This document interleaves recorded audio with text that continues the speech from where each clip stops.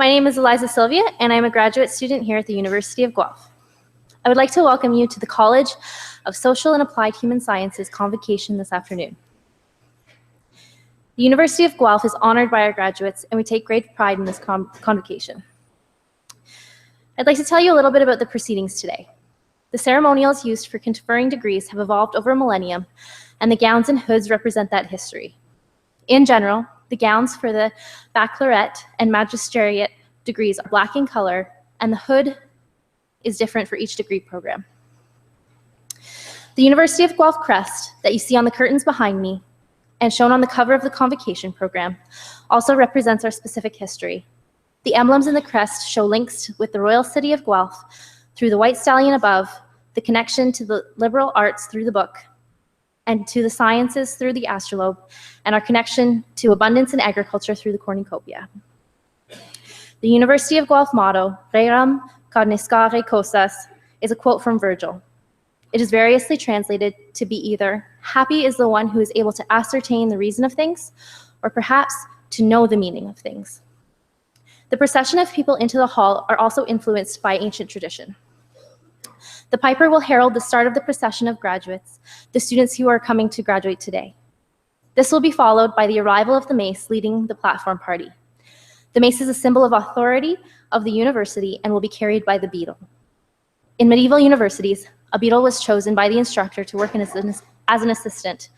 Today, the beadle is a ceremonial officer of Senate. Following the beadle and mace is the vice chancellor, members of the administration, and the honorees, fellows of the university, members of the board and senate, and members of faculty and staff. The degrees will be conferred in the order that you see in your program. The degrees are separated by categories representing the specific degree being awarded within the college. The name reader will present scholars to the vice chancellor by degree category. As the name of each student is called, the beadle will place the hood over the recipient's shoulders. This moment will be videoed, and technology willing, there will be a simultaneous live cast of the event to allow family members and friends to watch from a distance. The Vice Chancellor will greet each student at the center stage, and a photograph will be taken.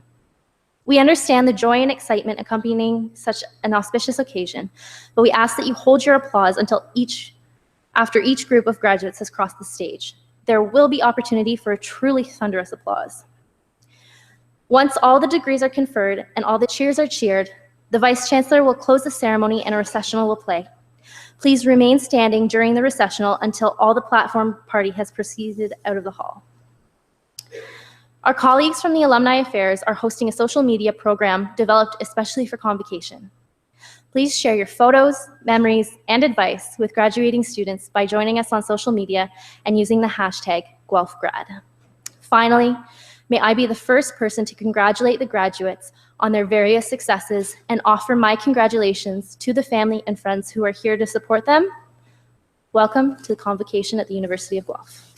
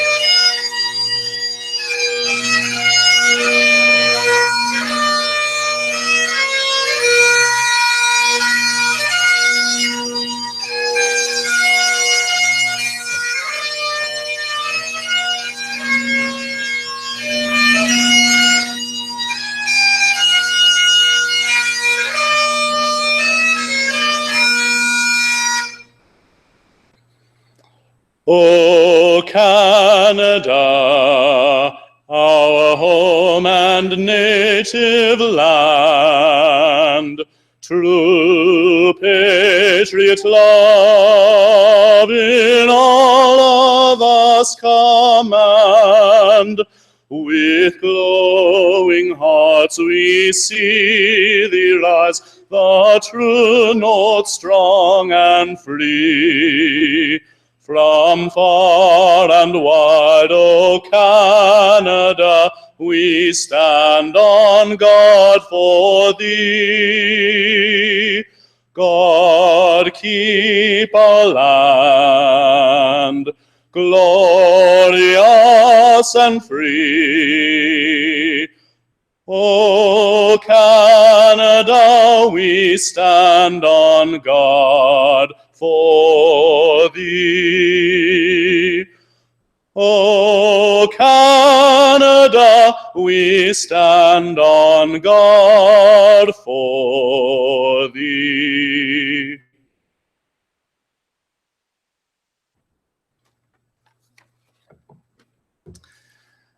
Friends, let us pause for a moment and reflect with our whole selves, mind, body, and soul, on our unique journeys, our distinct callings, and our place in this complex and mysterious world. In this moment, we acknowledge the Attawandaron people, on whose traditional territory the University of Guelph now stands, and we offer our respect to their Haudenosaunee, Anishinaabe, and Métis neighbors. We remember that the world as we experience it is not the world as it has always been. Furthermore, it is not the world as it must always be. In this moment, we give thanks for those friendships that have blessed us over the course of our studies. We are grateful to those who have supported us and held us up, faculty, staff, mentors, and family, for the journey has been long and the traveling hard. I invite you now to embrace a short silence, and in your own way, be it through prayer or remembrance or thoughtful affirming, recognize that for which you are grateful.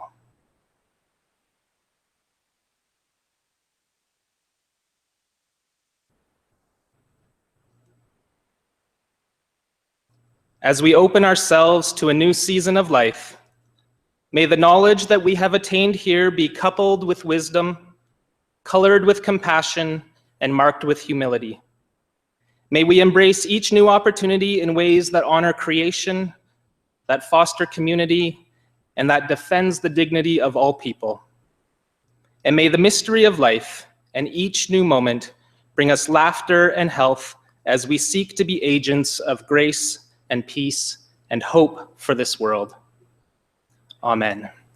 You may be seated. Thank you.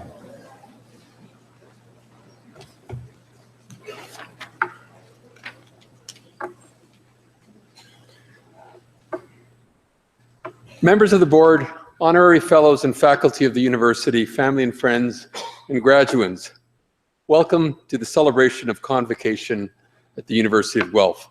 Let me also take this opportunity to extend a particular welcome to this morning's, well, actually not this morning, this afternoon's Convocation speaker, Professor Byron Sheldrick. Delighted to have Byron here with us. My name is Franco Vaccarino, and I have the honor of serving as the President and Vice Chancellor of this great university, and I'm particularly delighted today to welcome all of you to Convocation.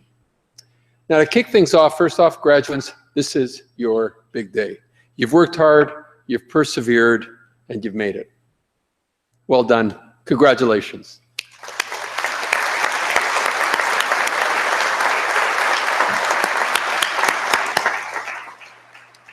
So as we begin today's Convocation ceremony, let me share some thoughts and words with you. Think fast. Think fast. We've all heard that expression. You don't often hear, though, anyone tell you to think slow. Think slow. But my main message today is twofold. Think fast and think slow. As a psychologist, I'm interested in cognitive science and neuroscience, and speaking as well as a parent of university-age children, actually 2 daughters that are not far in age from the group here today, I believe your minds are different from those of your parents' generation. We see how you absorb information and how you interact with and through information technologies in very powerful ways. Past generations might see that as just so much distraction and lack of attention. Maybe you hear those kinds of comments when you're on your devices. But that view is actually missing something. Young people today are able to cope with and process more information and attend to more multiple sources of new information and knowledge than any other generation. Your brains have successfully adapted to a fast-paced world, an unprecedented fast-paced world. You know, we talk often about about knowledge as a body of knowledge, sea of knowledge. In many ways, the metaphor, I think, in today's world is beginning to evolve and even change a bit. Today, we're navigating a river of knowledge, one that is growing larger and flowing faster all the time. New ideas come at us at an unprecedented pace. New innovations, new ways to connect the dots and understand the world. We need to process more and more information in the same amount of time. We need to think faster. We might call this kind of fast thinking reactive thinking. Reactive thinking is the kind of thinking that helps a driver negotiate the twists and turns of a road from moment to moment. Very, very important. But there's another kind of thinking, reflective thinking or slow thinking. It takes a broader, more strategic view of problem solving. If you take the road metaphor, reflective thinking enables you to decide whether to take this road or that road, or indeed to reflect on whether or not the road you're on is the best road to be on. There might be a road that's actually less problematic or more effective. In our fast-paced world, universities are increasingly important places for both kinds of thinking. Reactive thinking that addresses today helps us successfully navigate through the fast-paced challenges and opportunities that characterize our world, but also reflective thinking that rises above the here and now to take the long view and the broad view, to consider tomorrow and the day after, and to consider that broader context. And when you consider that broader context, it even affects your fast thinking system. As students at the University of Guelph, you've benefited during the past few years from an environment that has challenged your thinking, an environment that nurtures freedom of thought and expression and inquiry, an environment that promotes and supports openness to new ideas, one that invites varied perspectives, perspective taking, varied perspectives on a problem or an opportunity. We've tried to encourage you to exercise both reactive and reflective thinking. We've stressed the kind of thinking that enables you not just to provide the right answers, very important, but also to ask the right questions. And asking the right questions, I believe, is actually more and more important these days. We've looked to nurture thinking that is disciplined and thinking that is interdisciplinary, that draws upon diverse experiences and points of view.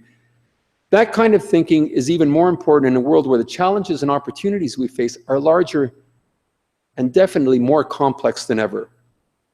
Big problems, complex problems, need lots of minds thinking together on solutions. And when we bring together these minds, we're not just talking about like minds, but unlike minds.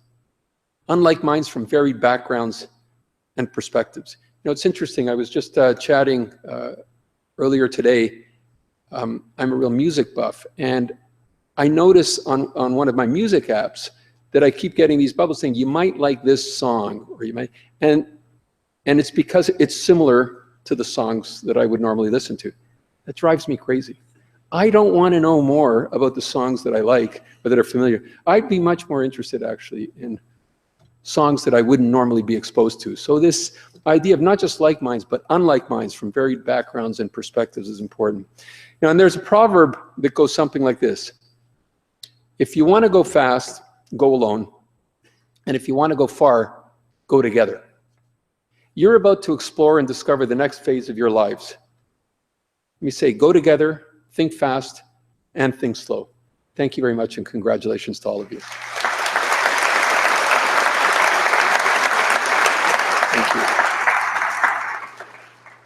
Let me now take this opportunity to introduce our convocation speaker, Professor Byron Sheldrick.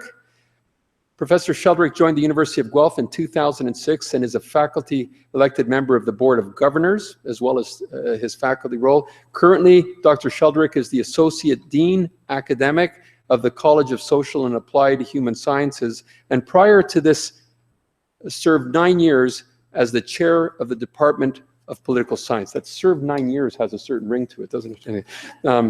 I am now pleased and delighted to invite Dr. Sheldrick up to give today's convocation address. Thank you very much.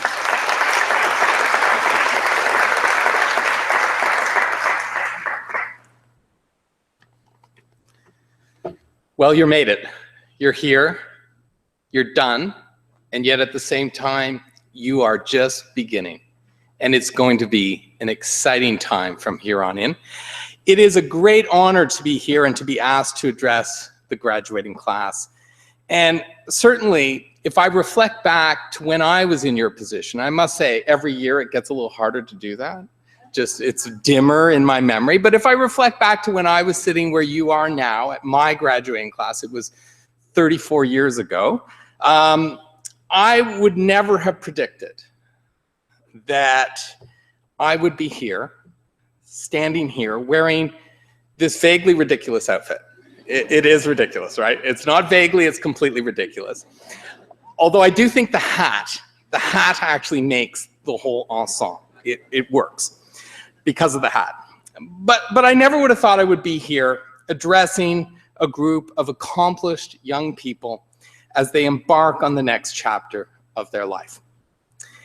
And I want to speak to you a bit about the value of what you've achieved, the degree you're receiving today, and what lies ahead for you in the future.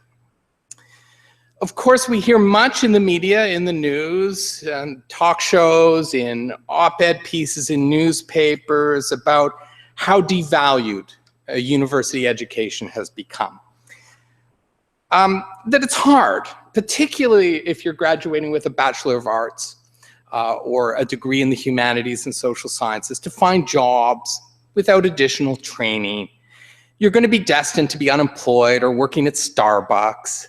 It's all a little depressing. I like Starbucks, but yeah, it's a little depressing.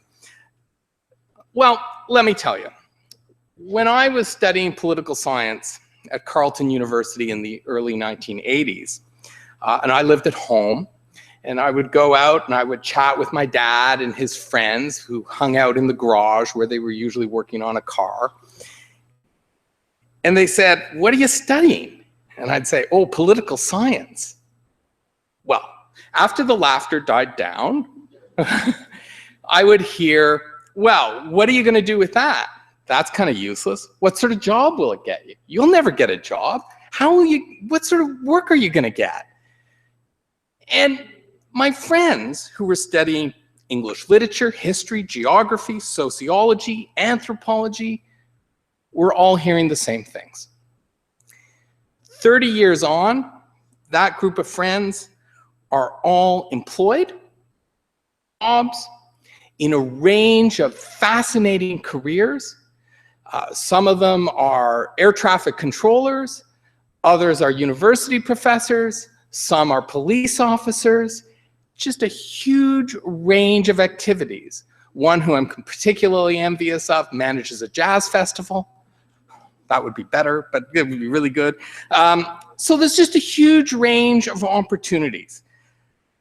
And just as I could not have predicted that someday I would be standing here speaking to you, they could not have predicted the direction of their careers and of their success.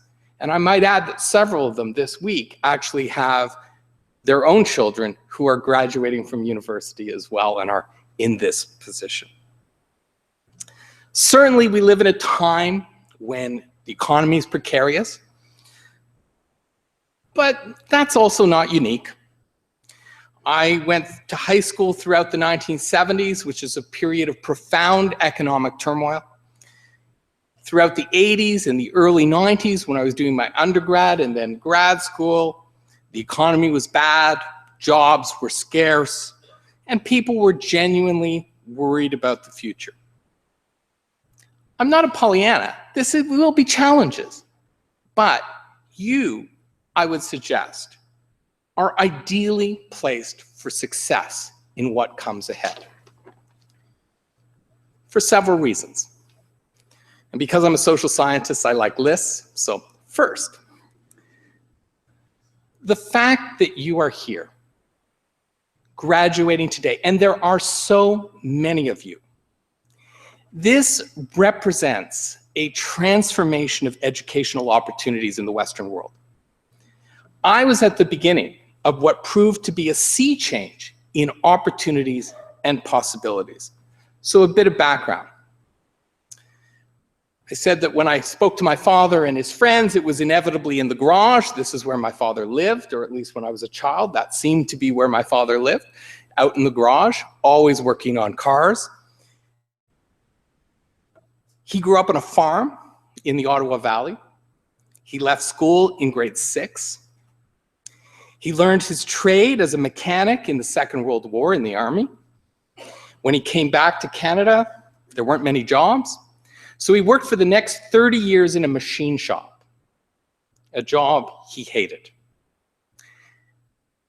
And he did that because that's what was expected. The notion that one could aspire to do what you wanted to do, what you were driven to do, what you dreamed of doing, was simply a foreign concept to him.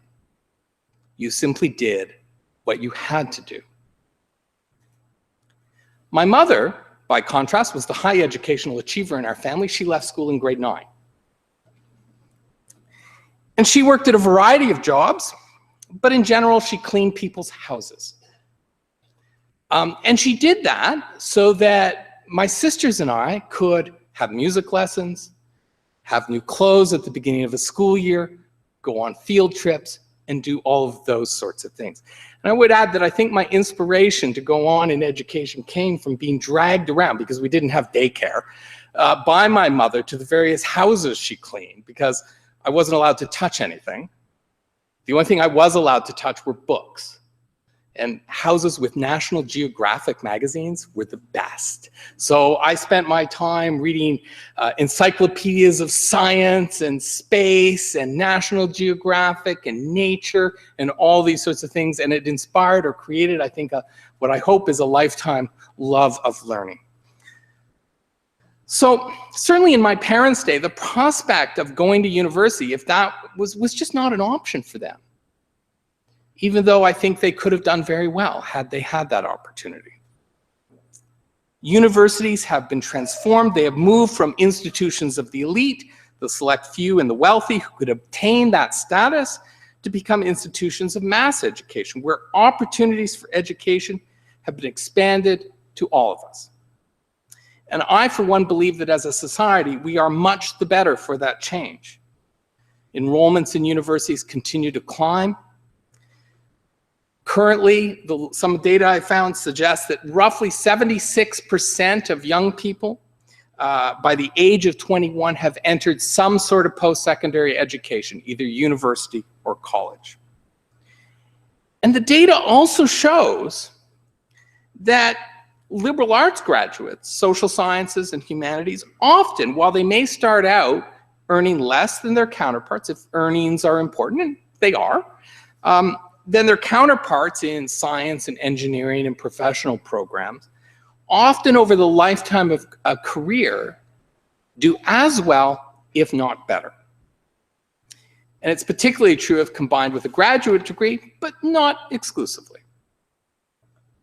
The difficulty, of course, is that as more people have something, the value of it seems less. It becomes devalued in some. If everyone has a BA, it's not that special, is it? Well, I say without reservation that it is still important. It is special. Universities have never been about training for a job, a specific job. If it was, I would have been a politician. That's what my dad's friends all thought when I told them I was studying politics. They said, "You want to be a politician?" No, I don't want to be a politician. I want to study politics. I don't know what I actually want to do.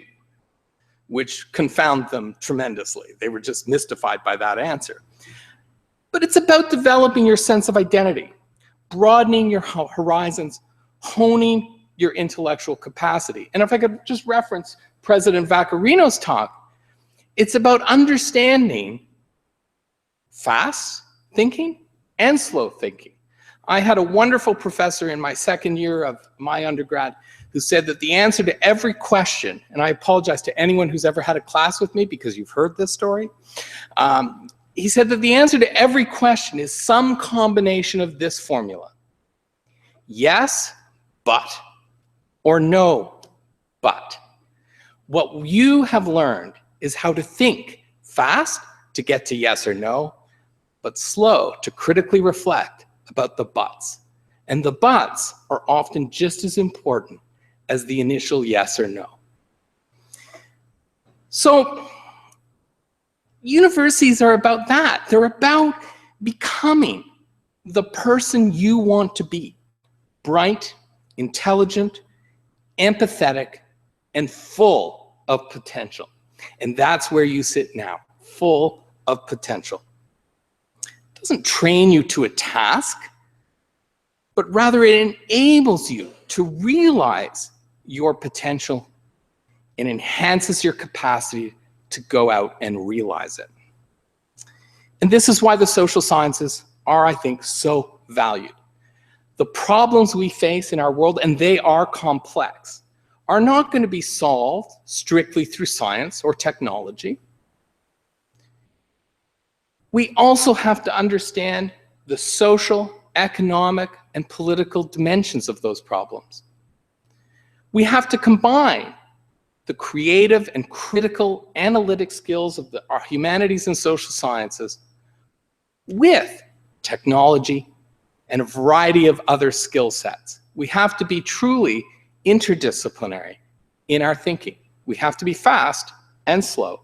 We have to understand yes and but. And as I look around and I see a lot of what I think is kind of frightening things in the news these days: intolerance, a lack of respect for diversity, I think kind of the yes and buts are getting lost, or the buts are getting lost. And you, when I look out, are ideally placed to bring that kind of critical, reflective piece to debates about the future of our planet, the future of our world, and the solutions that we need to arrive at. So I think the social sciences, the arts, the BA is still very important. So be confident about that. Don't apologize. I once had a conversation a little while ago with someone who was about to graduate, and I said, well, what's your degree? And he said, oh, just a BA. Why? Why just a BA? This is an accomplishment. It is your accomplishment, and you should be incredibly proud of that. It is an accomplishment that you have worked hard for and has placed you in a position now to fulfill and pursue your dreams. I'm going to leave you with two pieces of advice. So, and a confession. The confession is that despite standing here in the funny outfit, I didn't always like doing my readings. Anyone else here in that position? No. So rather than reading political science, I most of the time would have rather read science fiction. I am a total science fiction geek. You're very lucky I haven't already referenced Star Trek, Star Wars, Doctor Who, and a whole other Penelope, or universe of, I almost lost my hat, universe of things. So the advice I'm going to leave you comes from Douglas Adams, and I don't know if you know who Douglas Adams is, but he's the author of The Hitchhiker's Guide to the Galaxy, which is one of my favorite books. Well, yeah, books. It's a trilogy in 4 parts, so it's kind of weird, but nevertheless. So Douglas Adams in The Hitchhiker's Guide to the Galaxy has many, many words of wisdom, but 2 that I think are particularly important. The first, which is a little strange, is always know where your towel is. And if you're hitchhiking around the galaxy, getting rides on spaceships, you should know where your towel is. This is not really explained in the books, but that's okay. It's a metaphor for being prepared. Always be prepared. Know where your towel is. For you, know that you have the capacity to adapt, to change, to pursue opportunities. Do so with confidence. You have been well trained to do so, and you have the skills and you have the abilities. The second is perhaps more readily apparent what it means. It's simply don't panic.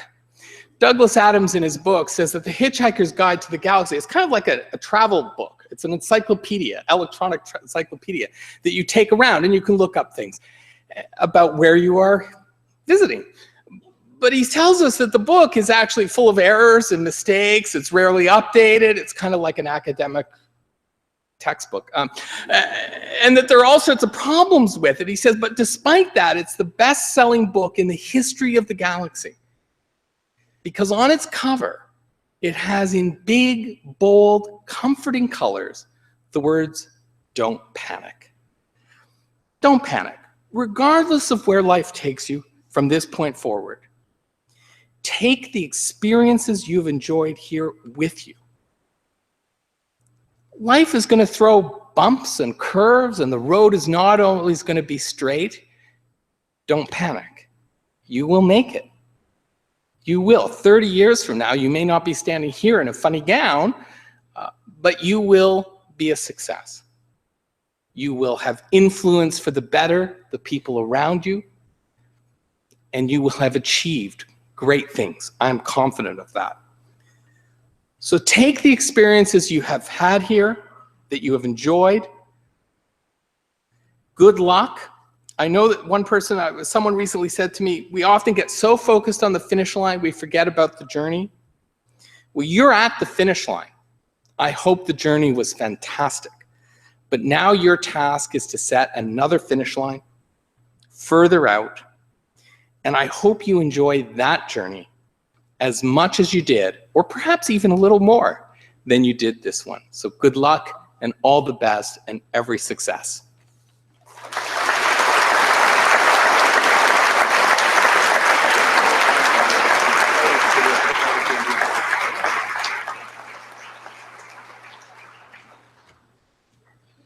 Thank you, Dr. Sheldrick, for those inspiring, and now I think I've learned a little more about you as well as my colleague.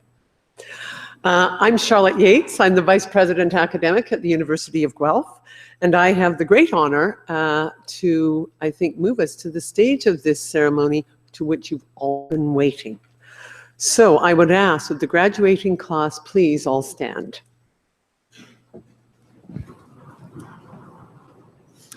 Mr. Vice Chancellor, I have the honor to present to you these scholars who have fulfilled the statutory requirements laid down by the Senate of the University of Guelph, that they may be admitted to their various and several degrees.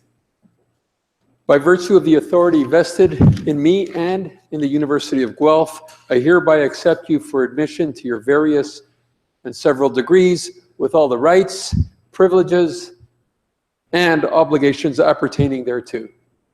Thank you. Will members of the graduating class please be seated?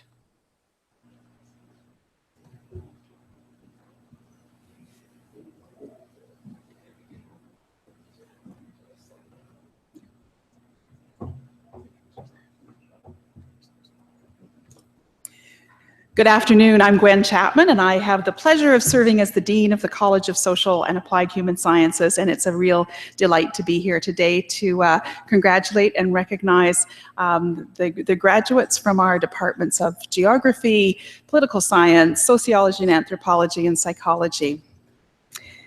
Mr. Vice Chancellor, I have the honor to present to you these scholars from the College of Social and Applied Human Sciences, that they may be admitted to the degree of Bachelor of Arts Honors Program. Laura Paola Alaguna.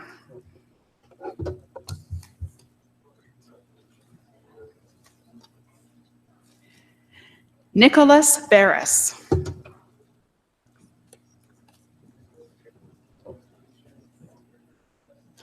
Chelsea Leaf Bartosik.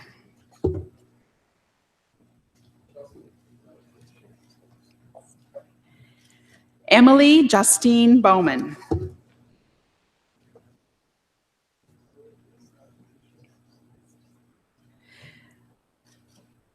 Vanessa Berguglio.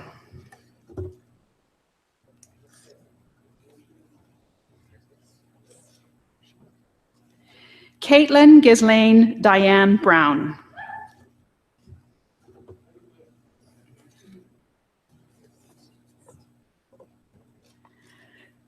Kyle Jared Burns.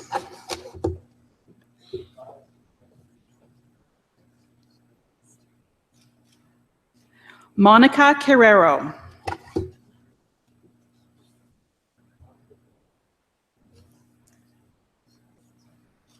Nicole Carana.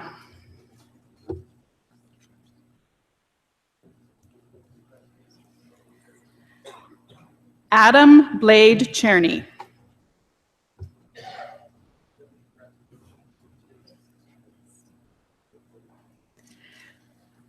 Jessica Haley Cherendoff with distinction.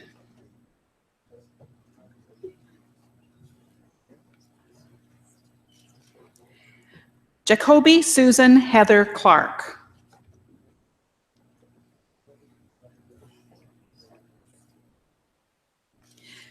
Nicole Elizabeth Collard.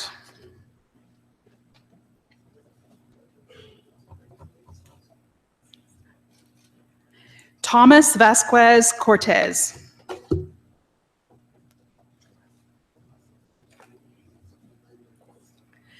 Kaylee Ann Coverdale.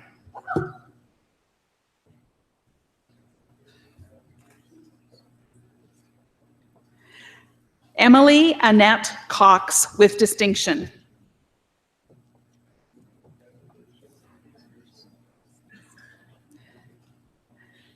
Tiana Micheline De Freitas.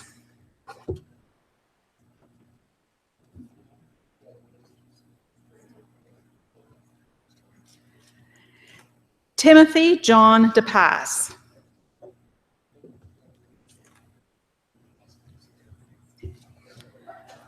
Christina De Giambattista.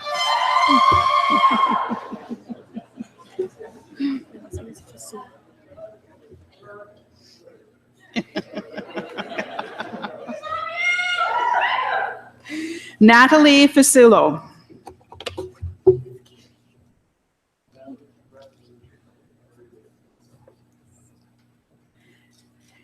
Katie Jean Goodall.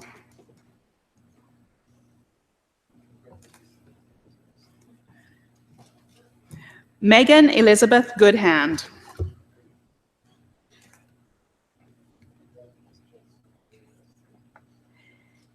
Amy Katharina Grotelars.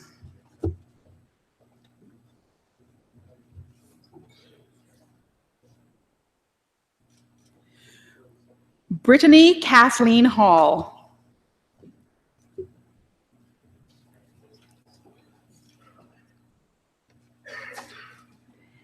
Ellie Jean Haley Hellier.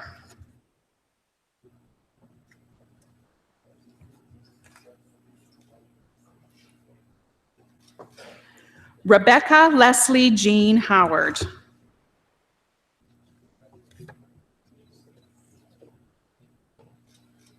Dylan Roger Innes.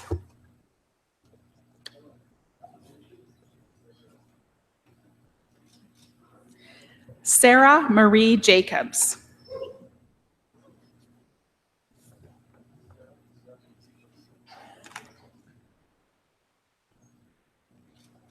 Gracie James.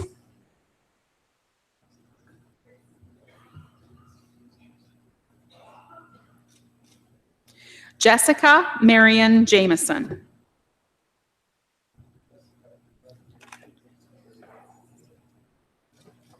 Felix Jourdain.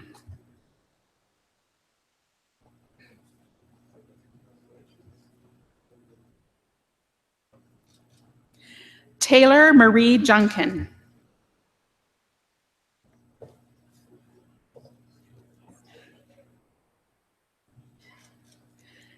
Kendall Christina Casper.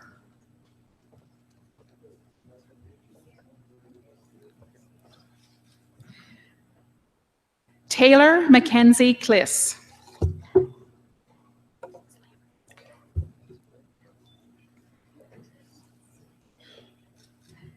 Kathleen Ann Lammert.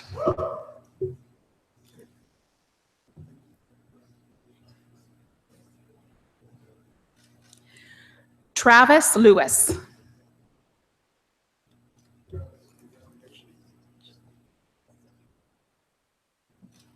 Mungchi Lee.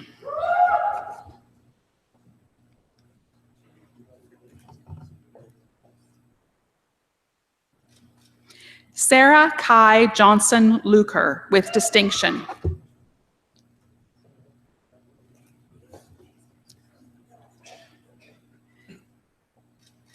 Avery Heather Loopmanis.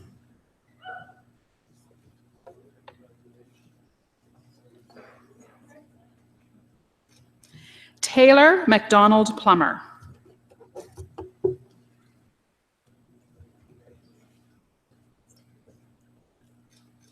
Chelsea Mulvale.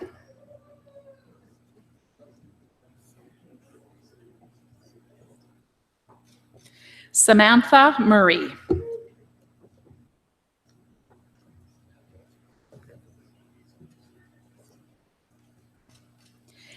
Hannah Nandorfi Fishlin.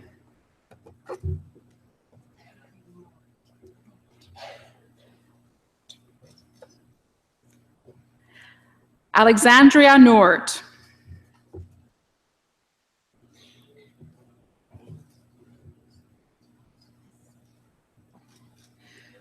Paige Jordan Oberfelds with distinction.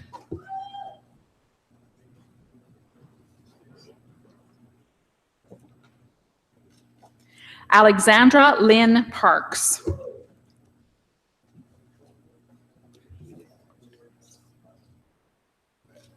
Cody Luzar.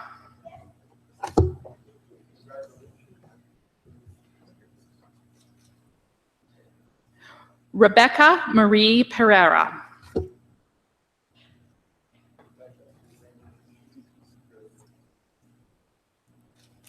Oriana Christina Polo.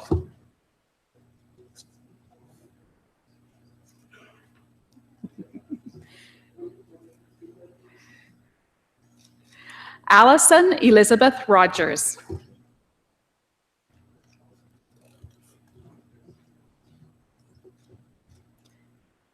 Megan Christine Ross.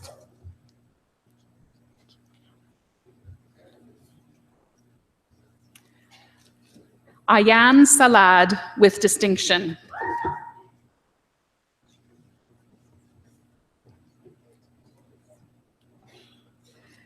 Blake Schuett.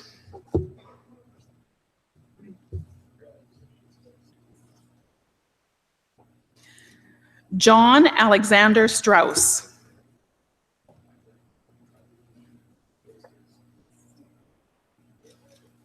Amy Kathleen Sweet.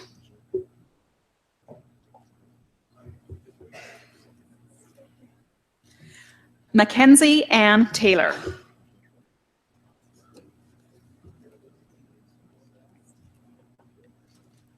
Michael Randall Sidney Truman.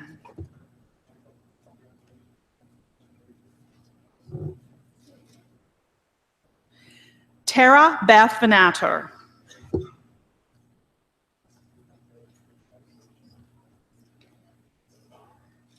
Felix Volhard.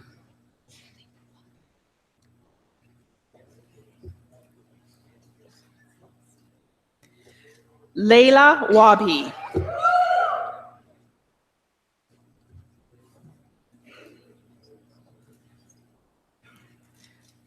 Danielle Waters.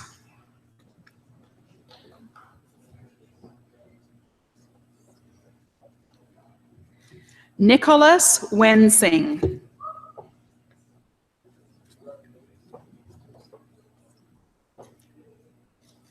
Trina Wheeler.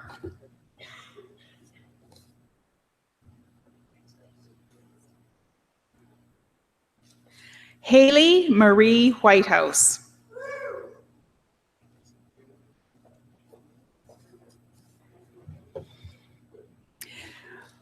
Please join me in congratulating these recipients of the Bachelor of Arts honors.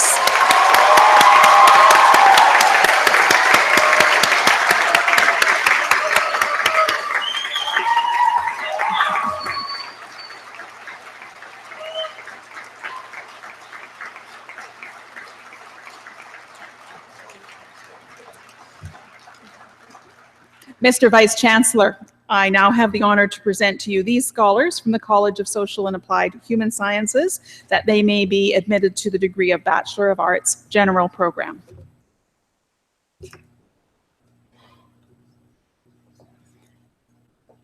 Jesse Augimeri.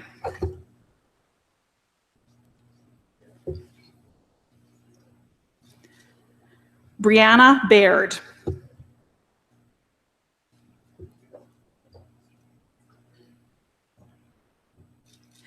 Rohan Basu.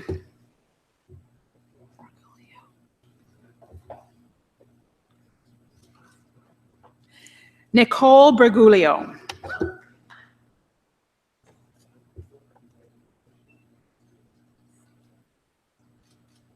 Hillary Chomiak.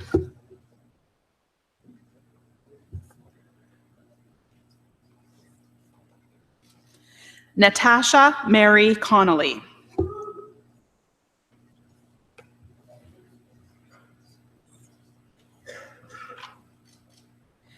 Jessica Sierra Cooper.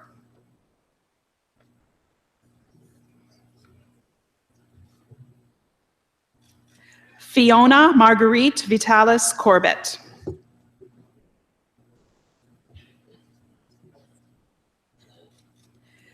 Jade Savannah Emily Crawford.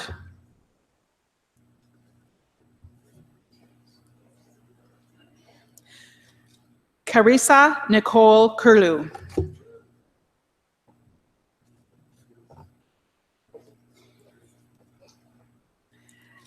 Emily Edith Emoff.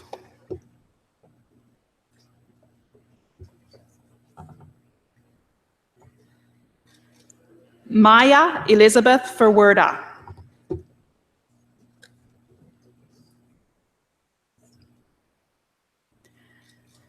Gregory Thomas Galante.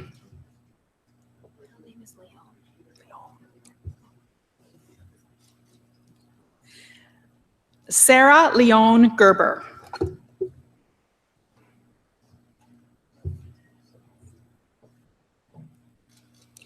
Christopher Edward Heasley.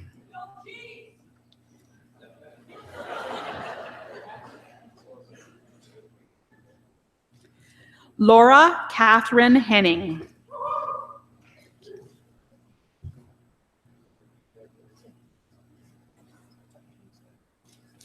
Patricia Henry.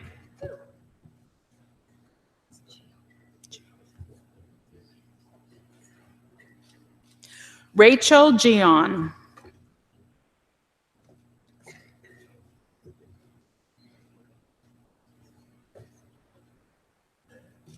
Jasmine Kaur.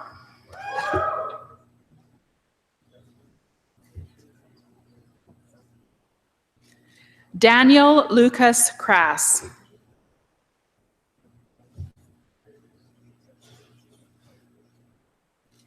Cyrus Lee.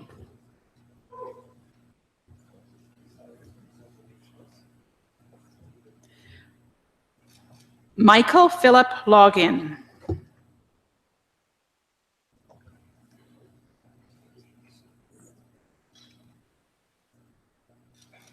Alyssa Cody Madeline McDonald.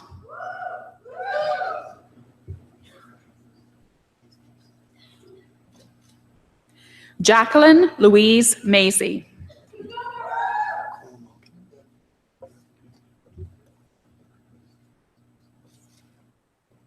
Cole Malkanen.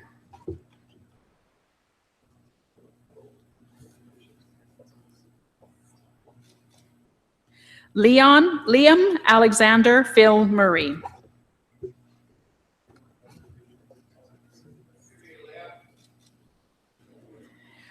Madison Patricia Northey.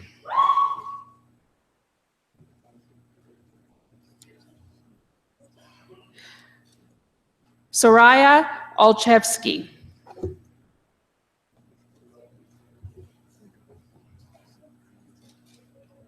Niraj Pillai.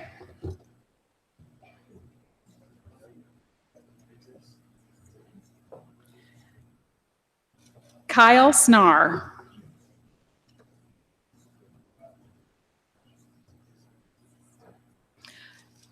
Kayla Tost.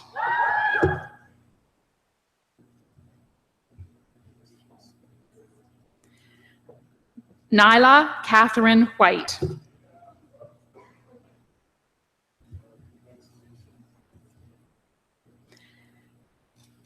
Taylor Michelle Wilkin.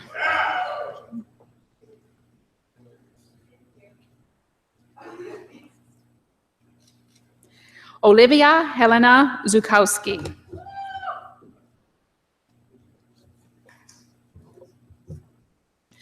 And please join me in congratulating these recipients of the Bachelor of Arts General Program.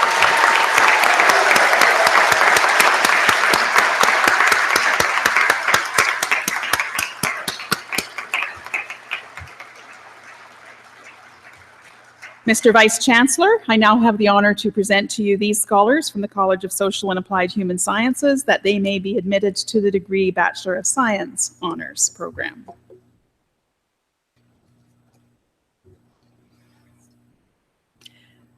Maeve Ellen Buckley.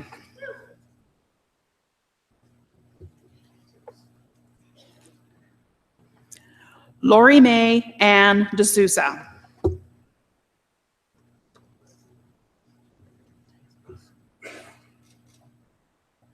Chan Wool Kim.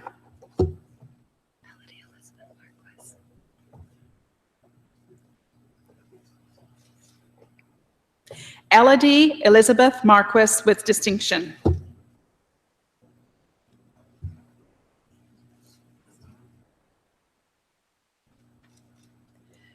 Patrick Snell.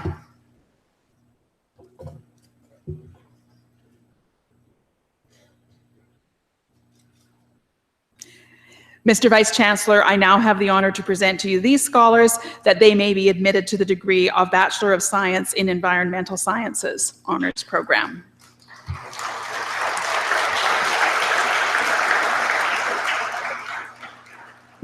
Matthew David Cummins.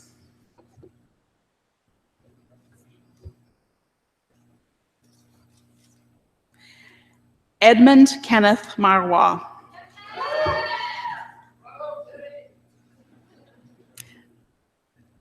Please join me in congratulating all of our recipients of the Bachelor of Science degrees.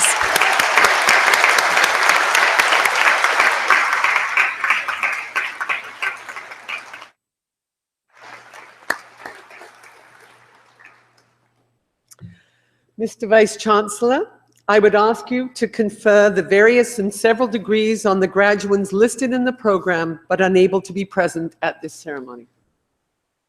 By virtue of the authority vested in me and in the University of Guelph, I confer the various and several degrees in absentia on the graduates not present.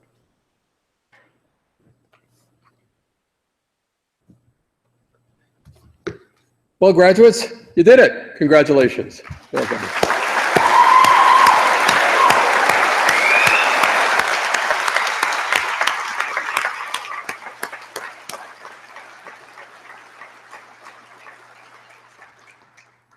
So let me take this opportunity now to welcome all of you graduates to the Griffin alumni family. This, of course, is a growing family. This week, more than 1,000 new graduates are joining that family, and the University of Guelph alumni now number more than 125,000 graduates around the world. As you can imagine, we're all very, very proud of your accomplishments here at the University of Guelph, and very much look forward to seeing how the foundations that you've developed here as a student will continue to support you in the future. We want to celebrate your achievements and your successes, and do hope that you will stay in touch. And remember that you're always, always welcome here, your academic home. Graduates, you've made many memories here, including, of course, today's ceremony. And I'd suggest you remember this as well, that you are, of course, a student for a short time, but you're a Griffin forever. So congratulations. Well done.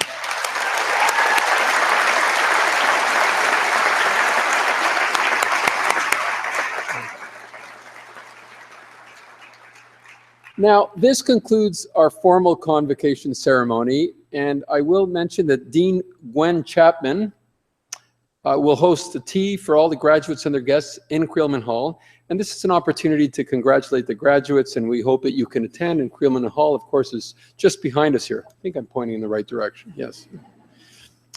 And just a couple of quick items of business. Graduates, once you've taken all your photographs, if you could please remember to return your gowns and hoods to the tent, not to the tent, to the downstairs area where you got them.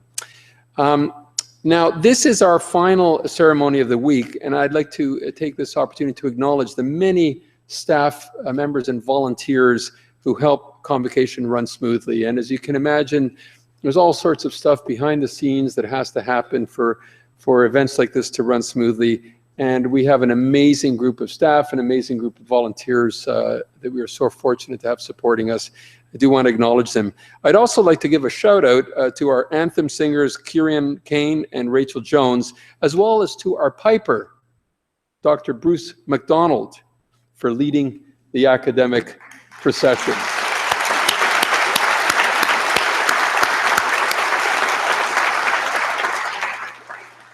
Dr. Bruce McDonald is, I have to say, it's a special highlight for me when we have these ceremonies. There's something very magical and powerful with our piping coming into these ceremonies. So thank you for that. And now, final words. Convocation is dismissed. Congratulations.